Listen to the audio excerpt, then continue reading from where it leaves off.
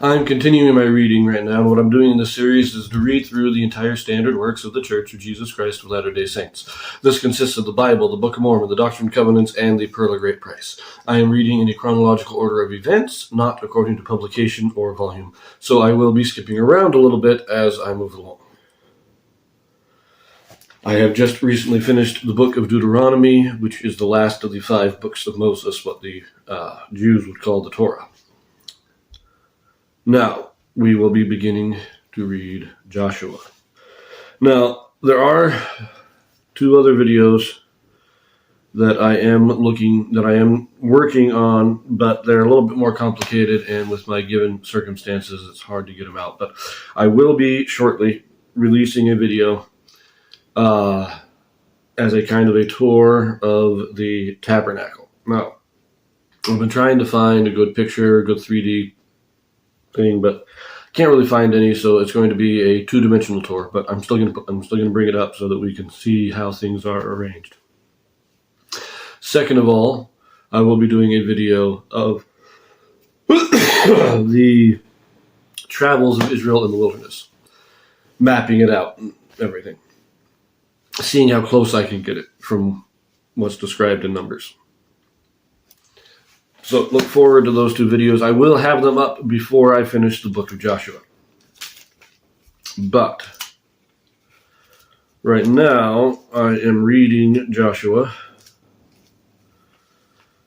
It has 24 chapters in it, so if I can get them released as quickly as I hope, it'll take just over a week to get through Joshua. Once I am through Joshua, then we will start skipping around a bit. But let us get to Joshua here first. Oh, wow. Oh, before I start reading, I do have to mention, Genesis, Exodus, Leviticus, Numbers, Deuteronomy were all written by Moses. Now, of course, Genesis does not contain anything about Moses, but the other 4 books are the story of the life of Moses, basically. The book of Joshua is the story of the life of Joshua. Not his entire life, but from the time he leads Israel until his death. Well, now Moses is gone. Moses has been translated. Joshua is now the leader of Israel. That's where the book of Joshua picks up. But Joshua did not write the book of Joshua. It is called the book of Joshua because he is the leader of Israel during this time. We don't know who wrote it. We just know that it was approved as scripture by God. God said, yes, this was inspired. Whoever wrote it was inspired of God. But who it was, no idea.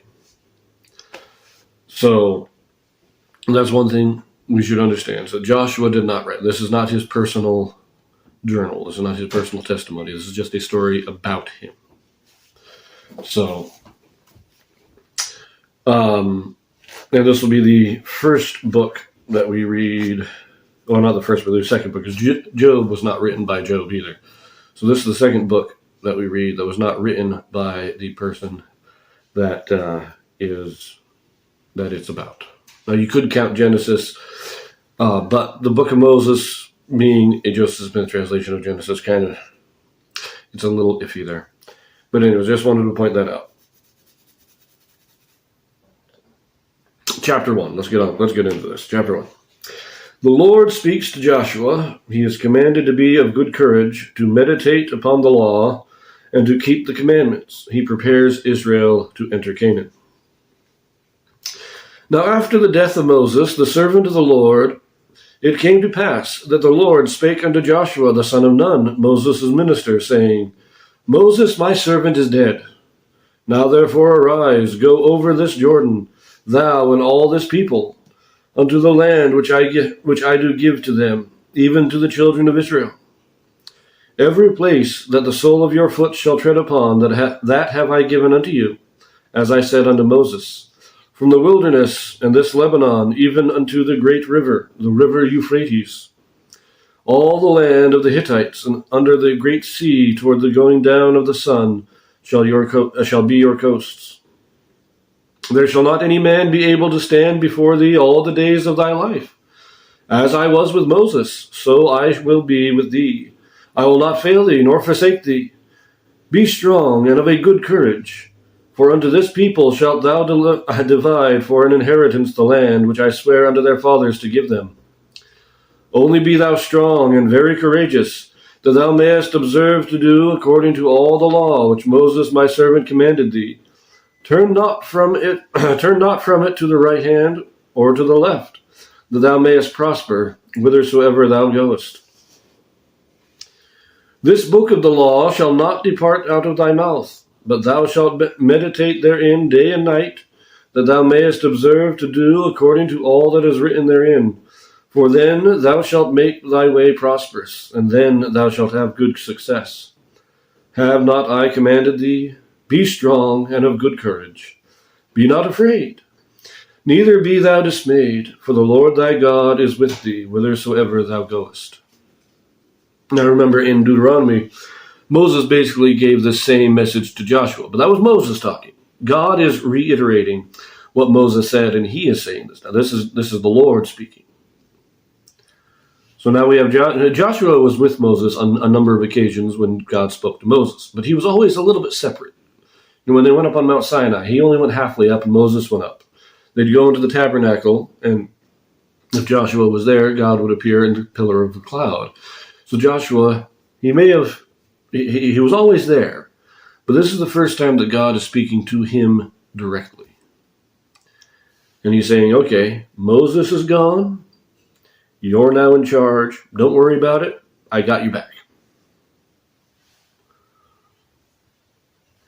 See, Moses was the head of the dispensation. He began it, but Joshua is his successor. He is the next, as you might say, president of the church after Moses. And I like that the Lord is giving his personal reassurance. Moses saying, you trust the Lord, you're good. And now God is saying, look, I'm here. You're good. This is God not just reemphasizing what Moses said, but making it a personal thing, saying, yes, you're good. I'm here with you. Verse 10. Then Joshua commanded the officers of the people, saying, pass through the host, and command the people, saying, prepare you victuals, for within 3 days ye shall pass over this Jordan, and go in to possess the land which the Lord your God giveth you to possess it.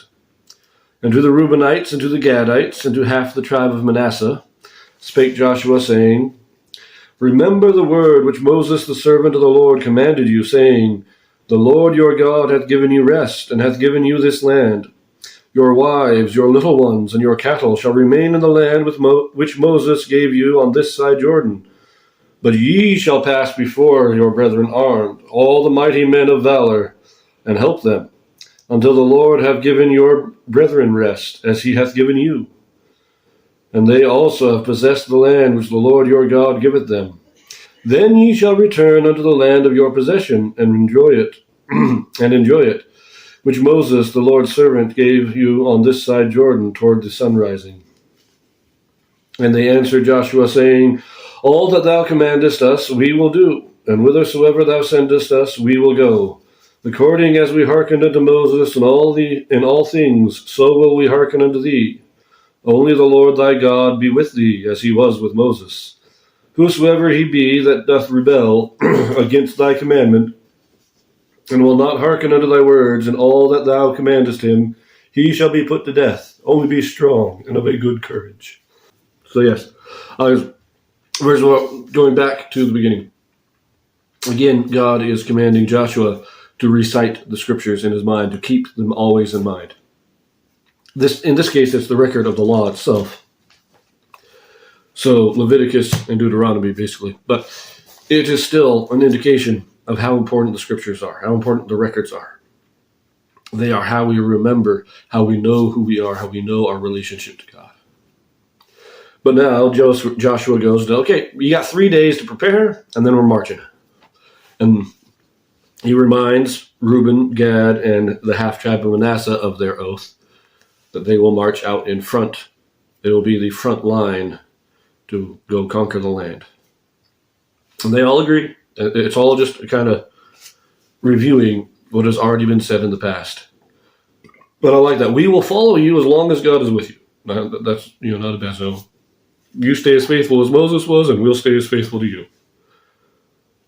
And then the last part, I love the closing line there, because we had in Deuteronomy, Moses, that phrase, fear not and be of good courage.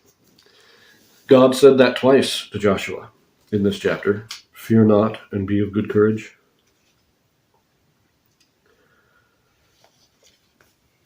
And now, be thou, fear not and be of good courage, be thou strong and of good courage, those kind of phrases. Yeah, verse 6, be strong and of good courage. Verse 9, be strong and of good courage, twice from the Lord. There was once for Moses back in Deuteronomy. And then the people, Joshua tells them, this is what we're going to do. And the people say, yes, we will follow you. And anyone who rebels against you, they will be put to death, just like they were put to death under Moses. We're all good. And that last line, the people then say to Joshua, be strong and of good courage. So all the people, this phrase is, we're behind you. We support you. Moses was telling Joshua, you have my full support as leader of Israel. God is telling Joshua, you have my full support as leader of Israel. Now the people are telling Joshua, you have our full support as the leader of Israel. This is the sustaining of the president of the church. So, I'll see you in the next one.